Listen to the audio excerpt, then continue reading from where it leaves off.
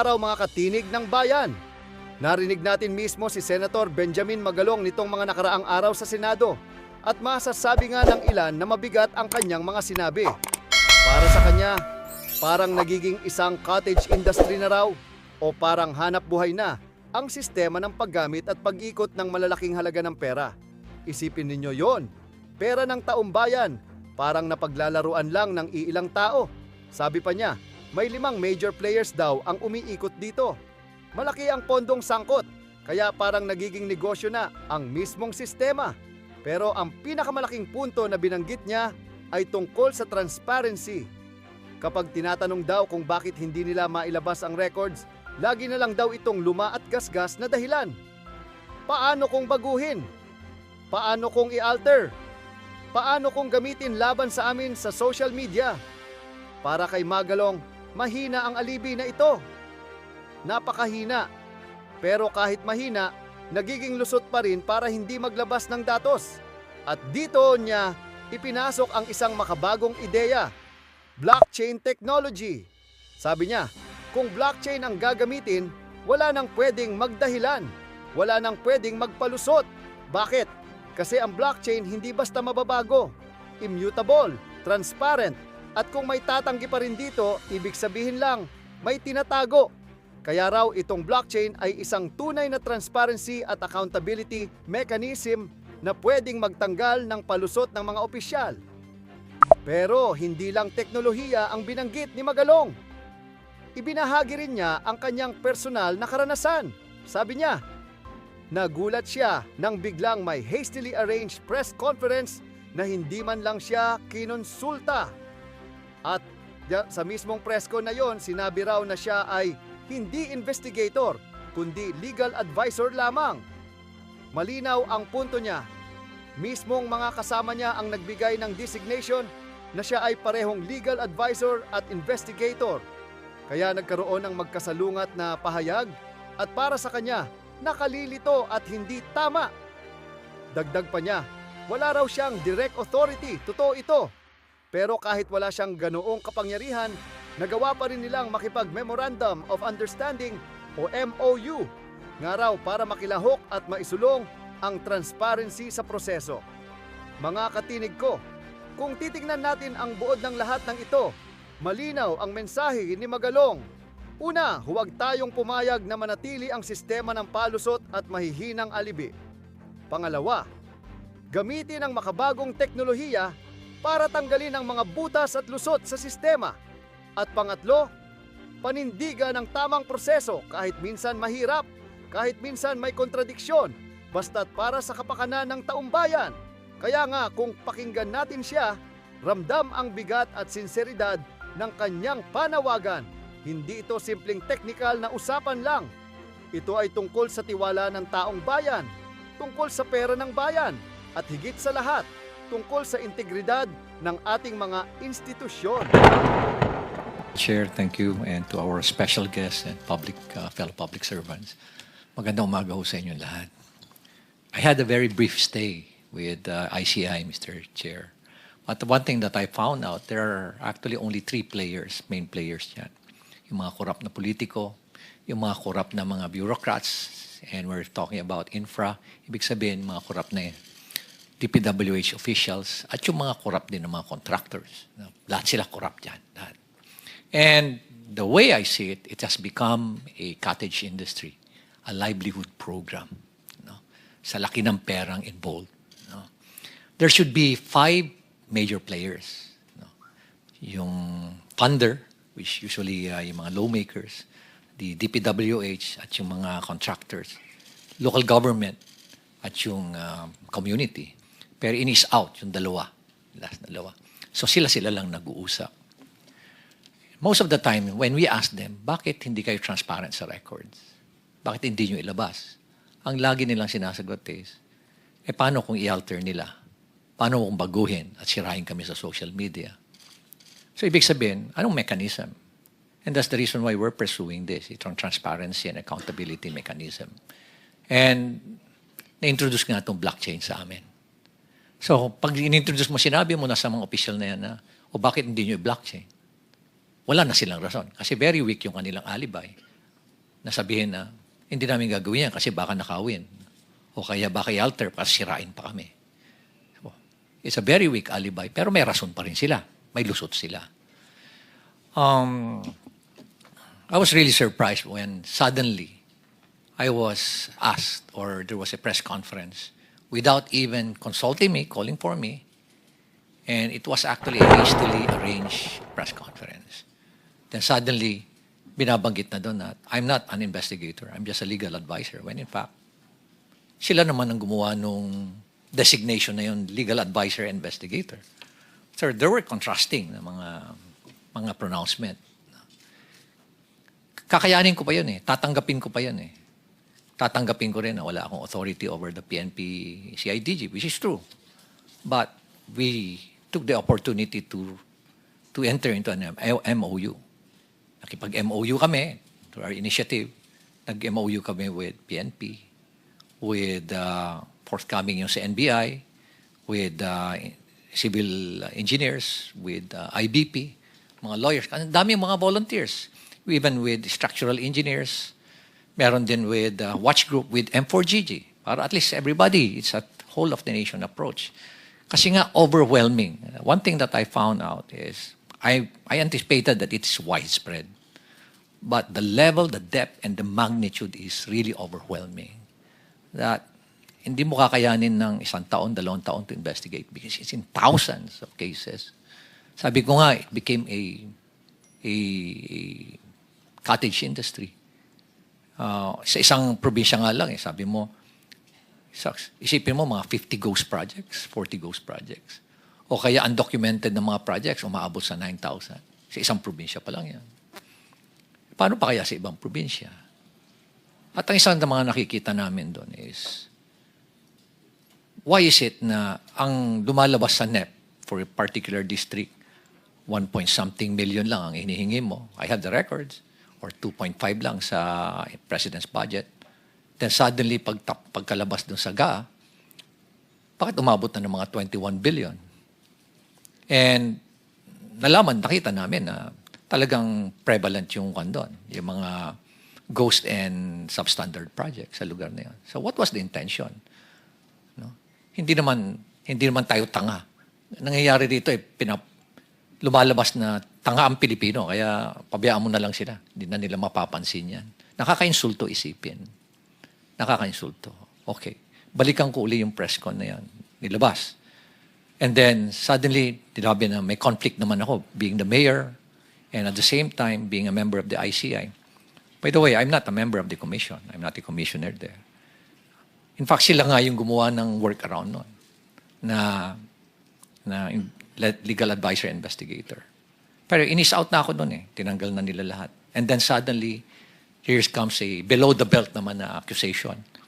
Na ay dahil merong project si Diskaya doon at maanomalyang tennis court. Ay, sobra na yan. Yun na hindi ko matake. Di ba? Parang pinapalabas mo pa na korap ako. Ay, dyan na. Mag-aaway na tayo dyan. Ano? Sa unang-una, sabihin ko nga, kung bulok ba ako, lalabanan ko yung mga very powerful na tao dyan. Diba? You have to make sure that you have the moral ascendancy bago mo labanan yung mga tao. Otherwise, masisira ka din. So nonetheless, I think I struck a nerve. No?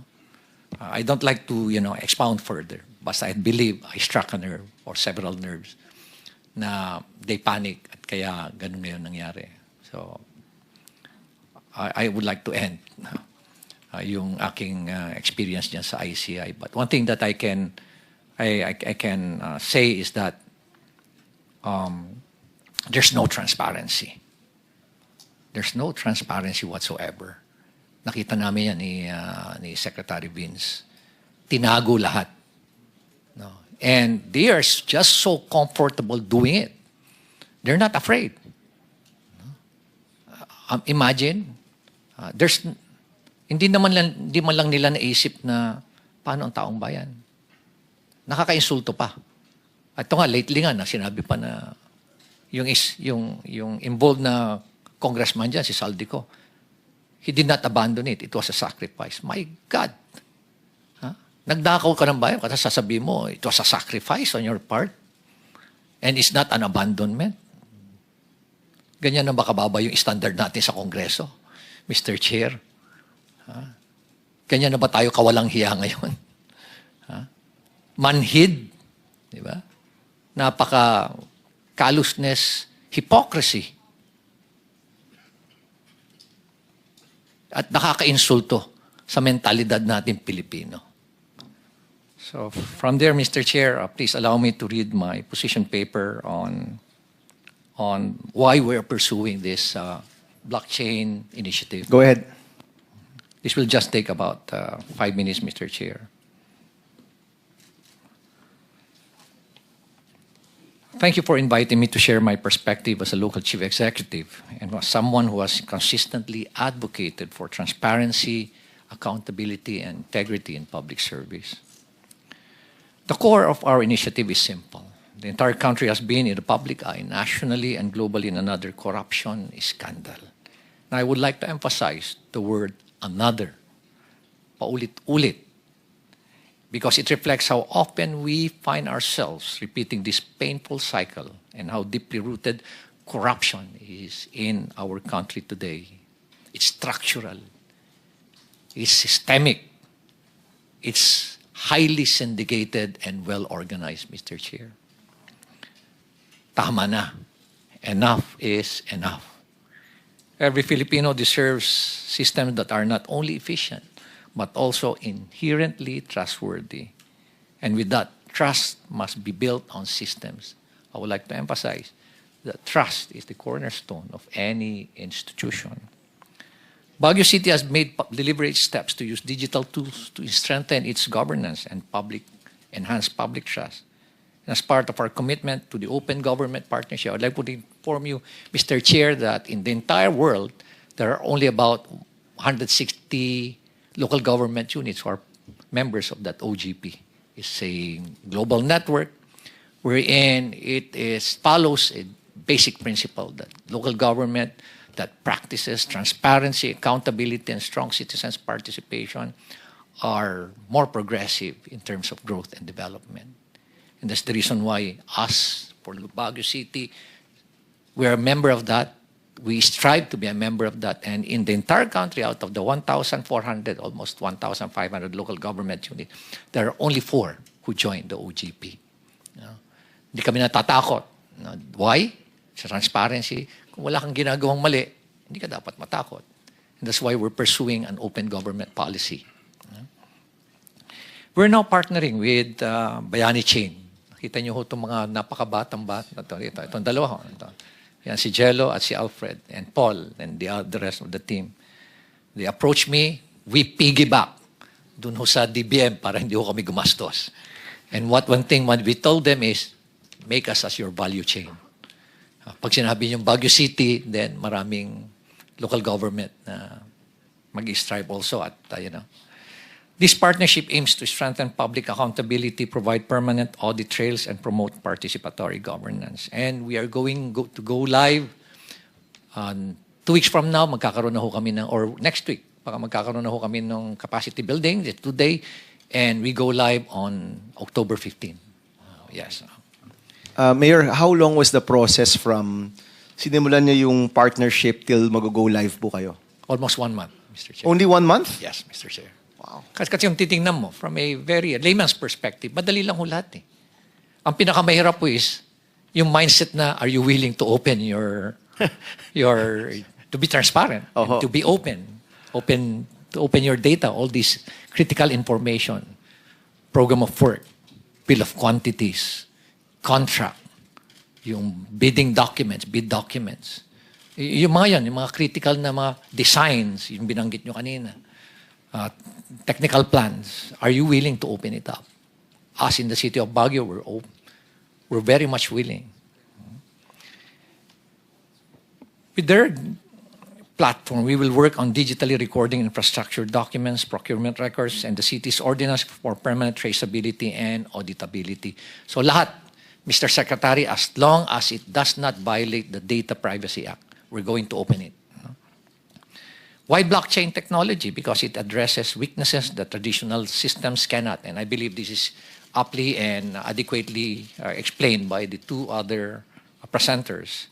Since we signed the MOA, we've been preparing the necessary documents and records that will be placed in the chain. And we are also conducting knowledge sharing sessions and training for our personnel so that this innovation is not only technology-driven, but people-driven. Kaya nilalabas na namin sa MANCOM meeting namin yan.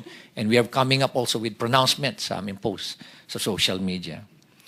And as I've said, both DBM and DICT started using blockchain technology in 2024.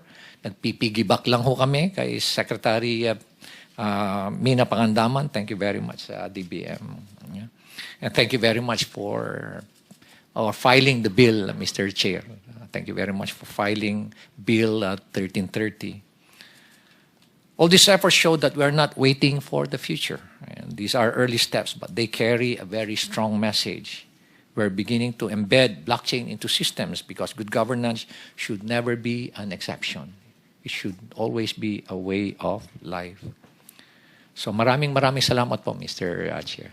Thank you, Mayor Benji. I know we'll be seeing you soon, maybe in another setting here in the Senate.